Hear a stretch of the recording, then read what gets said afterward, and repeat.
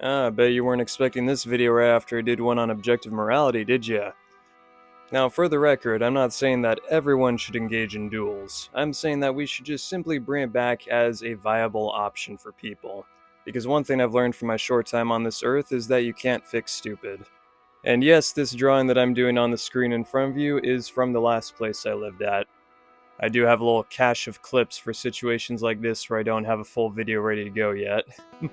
But I hope you enjoy the process all the same. Now, I'm really big on symbolic worldviews right now. I'm big on science as well, but I feel like there's a designated place in everyone's life for symbols and scientific facts. But some people, they just deviate towards one or the other. Or like some people, they're very caught up in their emotions, others, they just value logic more so. And for the longest time, I didn't really understand why some people would say, well, you can't solve everything with logic. And here I'm thinking, well, you can reconcile your emotions with logic, and you can bind or marry the two. And I'm not saying that a wholly scientific worldview or a wholly symbolic worldview, either one is necessarily stupid. I'm just saying that, like people are drawn to stupidity, or a symbolic worldview, or a purely scientific worldview, people like to sell into their modes of thinking. Don't worry, I'm getting to the topic of dueling here soon. I watched this video where Sadhguru was debating this college student about whether people should stand for the national anthem.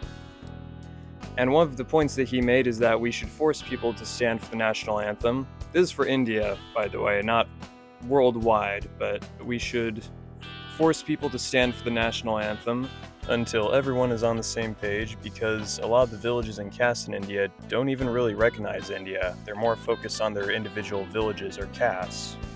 That is where their priorities lie. And so what he was saying is that we should force people to stand for the national anthem until there is a nationwide pride for India. And only once India is unified can they turn down the patriotism by like 25%. And then when the world is somewhat unified, then it's 50%. We can turn down by 50%. And when the world is empty, enlightened, and on the same page, only then can we turn down the patriotism 100%. And we won't need to stand for the national anthem because we'll have glorious anarcho-capitalism or something. And these, of course, are very globalist, unitarian ideas that I don't think would really work because, as I said before, people simply value different things. You can lead a horse to water, but you can't make it drink. I think it's very naive to believe that the entire world can be unified someday, and maybe Sadhguru would agree with that, saying like, well, there's no reason to believe it, but that's no reason to not pursue that.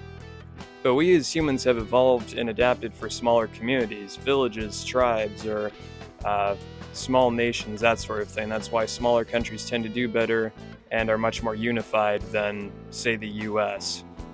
So my take is that we should just let people do their thing and slowly let the stupidity weed itself out. I have seen the movie The Duelists. I get the point behind it.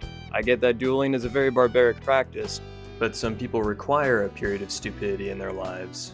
We all know those teenagers from well-to-do homes who go about and become gangbangers. Like, some people simply need to go through a phase and learn. And some people make decisions that they just can't come back from, and they serve as an example to other people. It's kind of a form of social Darwinism, where these stories, or myths, if you will, they play out, and then we can either just see them as events that happened, or we can try and learn from them. I could say that we've learned from duels, that's why we don't have them anymore. But people are still violent, getting into fights. People in supposedly civilized countries still want to kill each other. And even though the US might be considered more civilized, we're much more divided than we ever have been. And I think one of the biggest reasons for that is that we don't allow people to be stupid. We have too many guardrails and artificial systems that hold people back from being their true selves and just letting nature run its course. And listen, here's the main point of what I'm trying to make, is that if there's two consenting adults who agree that they will kill each other, or at least one of them will die in this mutual formal combat, what right have we to tell them no as long as they're not doing it in a crowded place? Like, if they go to a secluded location, they draw their pistols, turn around at the sound, fire, and one of them drops dead, that's their business. And perhaps I'm a little bit biased because I feel like there are just too many people in this world. However, I'm of the firm conviction that we should allow stupid people to be stupid and reap the natural consequences of their actions. And honestly, there's still some places you can duel. I think even in my state, as long as you have a police officer present, you can indeed duel someone. And so, if you are a stupid person such as myself, please do your due diligence and go and find someone to engage in civil combat with. I've been trying for years, but alas, no one has taken me up on my really cool offer yet. And with that being said, be sure to smash that dislike button and leave your cruelest comment down below. Farewell.